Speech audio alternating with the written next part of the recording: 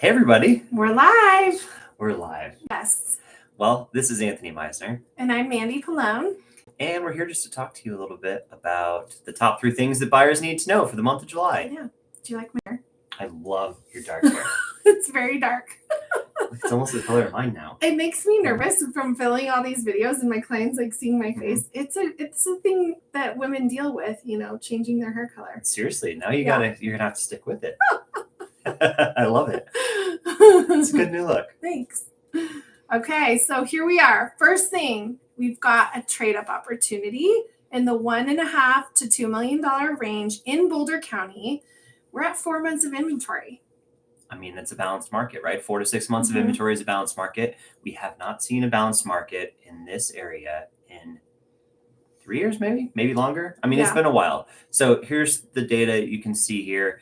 Honestly, there's trade-up opportunities even starting at 800 to $1 million, and then really all the way up. So even if you were selling at 1 to 1.5 million, moving to 2 to 2.5 million, maybe that's a good range. If you're selling anywhere below 800,000, it looks like those bidding wars are still taking place. Yep. It's still a super strong seller's market. Yeah. So there's just opportunity, right? I mean, we're finally in a market where there's opportunity again, because you can still sell a house, but you also have loads of buying potential. So basically, the sellers have houses sitting on the market. You can probably negotiate some terms with them. Maybe a contingent sale, contingent on the sale of your house in another area, Boulder or Denver, if you're looking to move to Boulder. The problem is that 1.5 million to 2 million doesn't buy you the Taj Mahal. But it might be better than what you've got. Yes, yeah. And if you're looking to get into Boulder, maybe for the schools or the views. I mean, I just went hiking in Boulder this past weekend, and it's just the best. I mean, Boulder's got it all, really. There's just a lot going on there. It's so nice. That 1.5 to 2 million price point really is just getting your foot in the door with a detached single-family home. So yeah, nothing wrong with that. I think that there's some good stuff on the market. There really is. Yeah, there's really good stuff. Even if you just wanted to get into Boulder County, there's a lot of cool stuff for 1.5 to 2 million. Yeah. But that being said, let's get to number 2.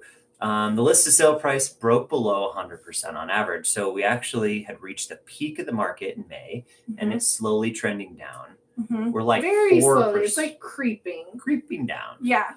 People think that like the world's gonna fall as soon as the spring market's over, and in all reality, like we have at least a whole nother quarter of just amazing sales. So there's lots of room to buy and sell real estate all the way through the summertime. Yeah. And I mean, when you see this big up and then down, that is the knee-jerk reaction that we had, where we were going way over bid last spring. Yeah. And then coming down, you heard it here from us first that the winter was a good time to buy. Because that list to sales screaming price, it from the mountaintops. That list to sales price really did dip down low, and now we see it at about 100%. So that also tells me that this is more of a professionals market. And I deal with a lot of agents who, since the market's slower, there's not as many transactions happening. Who you choose for an agent really, really matters. And this shows me that agents are pricing houses a lot better. Yep. And we don't have as many like part-time agents or people who are just doing this on the side. Yeah, I heard a national stat the other day, 60,000 people have already abandoned real estate. Really? Nationwide. Yep. Wow. It's a lot. Yeah. And I love my stats. It was really good when it was good, to have a side deal in real estate. But yeah, I mean, this is just, it's getting to the point where if you want to make it, you got to work through it. And I think this is great. So now you can help coach your buyers, or if you are a buyer yourself, you can really dive into this market. And there's some opportunity here. We're not going to get down as low as we did in the fall last year, right? Because that knee-jerk reaction where people just like slammed on the brakes, right? But we are going to have rising inventory through the fall because it happens every year. We know seasonally this is what happens. And the fact that you don't have to go out and overpay so much as a buyer, this is my favorite time of year as a buyer, right? Yeah. Buyers have the most power from basically, July through about the end of the year. Yeah.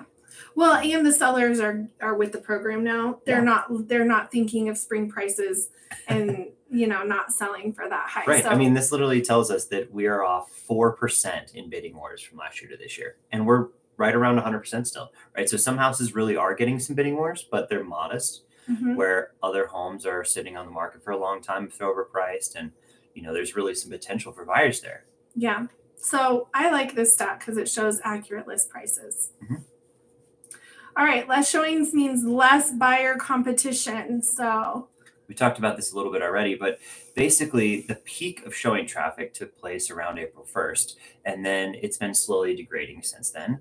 But you have a bunch of holiday weekends to get in the way, and that last little dip you saw was 4th of July. So showing traffic is significantly less after July 4th, all the way till about Halloween, right? And then it really trails off. So this is a great time to go out and shop.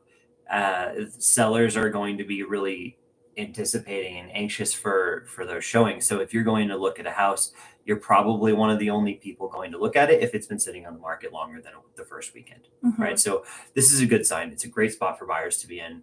And I mean, we're trending right in line with 2021. So people are kind of back with the program, right? Yeah. It's pretty back to more normalized. Yeah. And it shows that things are going to be pretty stable until about Labor Day weekend. Yeah. So if you're an agent to prepare your buyer or your seller, there's not going to be a huge uptick and probably not a big downtick either. Yeah, absolutely. I think this is a good time. It's going to be very stable through the fall or through the summer. I'm sorry. Yeah. All right. Well, what's going on with rates? Oh my gosh. This has been a roller coaster. I'm so happy to see all this green improvement. This is today. The Fed announced. Well, the Fed didn't announce. We got the CPI report, and we saw inflation coming down. So this is something that I've been screaming from the rooftops, that once we see inflation come down, we'll hopefully see interest rates come down. And we saw that a little bit in May, but there were some weird key factors in there that wasn't as dramatic as we would have preferred. And now we got the more dramatic CPI report. So we're at 3% inflation, down from 9% at the peak. We were at 9.1%. Right. Now we're at 3%, which is amazing. And manageable. And so the Feds have done what they have set out to do, and that was to slow spending. And so now I'm just hoping that we don't see too many more rate hikes, because that will really push us further into a recession. But this is where we're at, that big improvement. So here's the interest rates. We're seeing a pretty sharp little decline in interest rates, heading back below 7s. I really did not want to quote anybody for these past 2 weeks, a 7. But, if you were under contract, or if you are under contract or thinking of going under contract, make sure you talk to your lender about what their strategy is. My strategy is, if you like it, lock it. And if you like the payment, and if you're good when we go under contract, let's lock, because we can renegotiate that rate one time while they're under contract. So I did have a couple people locking above 7, but now we're on the hunt and watching the market to get them below 7 before they close. That's great. 7's not the end of the world, because you're not married to that rate. Yes, you're right. Yeah. And you know what? It's the buyers, it's not a huge difference. It's more of just like a mental block for buyers and for lenders, really. It's more of a me thing than it is a them thing. But because everybody's looking to potentially refinance these loans. So I have been able to negotiate some of those seller buy downs, temporary buy downs recently. So that's been a good thing with these higher interest rates. If you can negotiate in a temporary buy down for your interest rate, call me, text me if you want to talk about that. I can shoot you a quick video of what that means.